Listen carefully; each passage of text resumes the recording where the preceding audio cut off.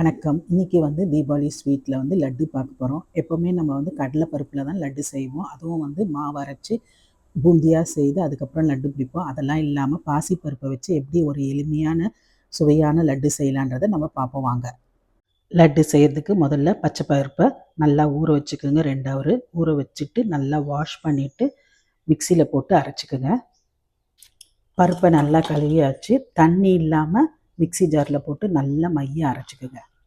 நான் அரைச்சி முடிச்சுட்டு உங்களுக்கு காட்டுறேன். இப்போ பாருங்கள், அரைச்சி முடிச்சாச்சு. இந்த அளவுக்கு நம்ம மைய அரைச்சி கெட்டியாக அரைச்சி வச்சுக்கணும். இதை இப்போ நம்ம எண்ணெயில் பொரிக்க போகிறோம். வானொலியில் எண்ணெய் ஊற்றி வச்சுருக்கேன். எண்ணெய் காஞ்சோடனே அந்த மாவில் போண்டா மாதிரி செய்து போடணும். எண்ணெய் காஞ்சிடுச்சு. இப்போ நம்ம அரைச்சி வச்சுருக்க பாசிப்பருப்பை நம்ம உருண்டையாக போடுவோம். இதுக்கு ஒன்றும் ஷேப்லாம் தேவையில்லை, ஏன்னா நம்ம மிக்சியில் போட்டு குறைன்னு அரைக்க போகிறோம். அதனால் இந்த அளவுக்கே போதும் நமக்கு.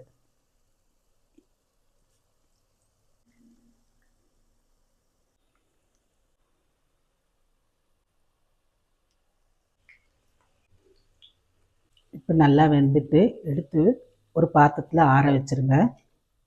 பாருங்கள், இந்த அளவுக்கு இருந்தால் போதும்.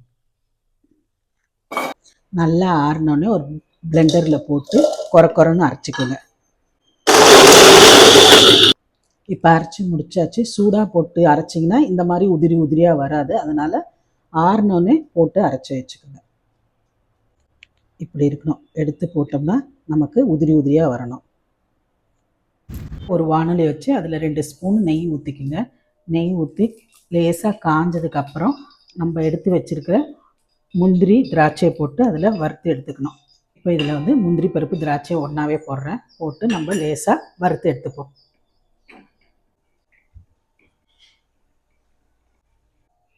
இப்போ நம்ம அதே கடாயில் 100 கிராம் சர்க்கரை போடுறேன். சர்க்கரை போட்டுட்டு ஒரு டம்ளர் தண்ணி ஊற்றுறேன்.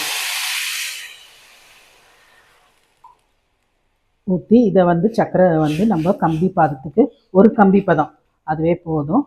கம்பி பதம் வந்தோடனே உங்களுக்கு காட்டுறேன்.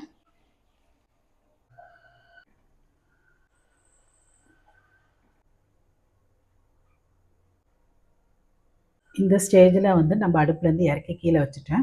இப்போ நம்ம அரைச்சி வச்சுருக்க பாசிப்பருப்பை இதில் போடணும். போட்டு நல்லா கிளறிடுங்க.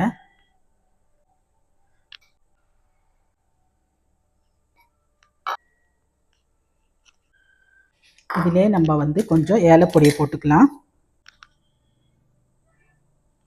அப்புறம் நம்ம வறுத்து வச்ச முந்திரி பருப்பையும் இதிலே போட்டு நல்லா கிளறி விட்டுக்குங்க.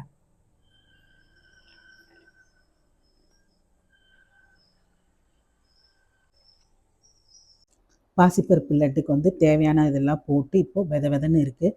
இந்த பதத்தில் இருக்கும் போது நம்ம கையில் எடுத்து நமக்கு தேவையான சைஸில் பாலாக போட்டு நம்ம வைக்கணும்.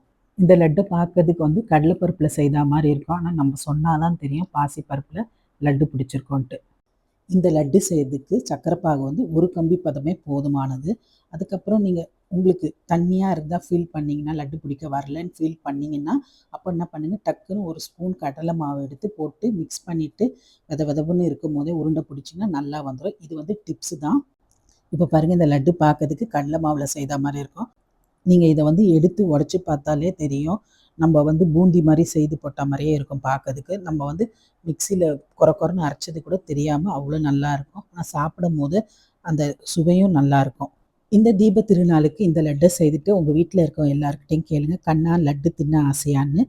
கண்டிப்பாக எல்லாரும் 2, 3 எடுத்து சாப்பிடுவாங்க.